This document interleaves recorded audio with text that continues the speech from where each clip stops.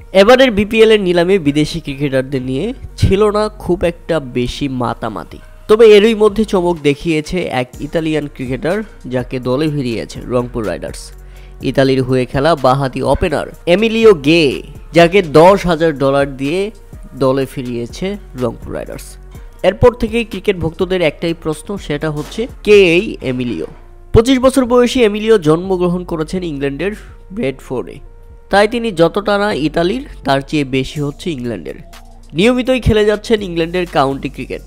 প্রথম শ্রেণী ক্রিকেটে 67 ম্যাচে করেছেন 4150 রান, গড় 37.38, সেঞ্চুরিও আছে 10টি।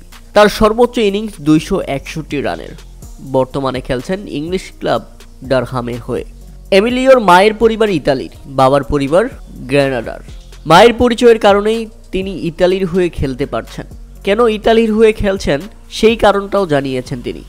গত বছরের শেষের দিকে দেওয়া এক সাক্ষাৎকারে তিনি বলেন, আমার লক্ষ্য ছিল লাল বলের ক্রিকেটে দাপট দেখানো।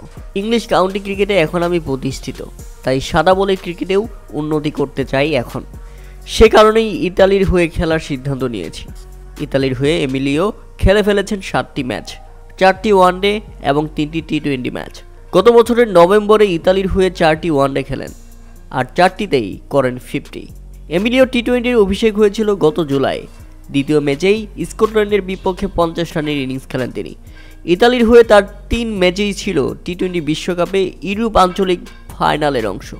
2026 টি-20 বিশ্বকাপে প্রথমবারের মতো অংশ নেবে ইতালি।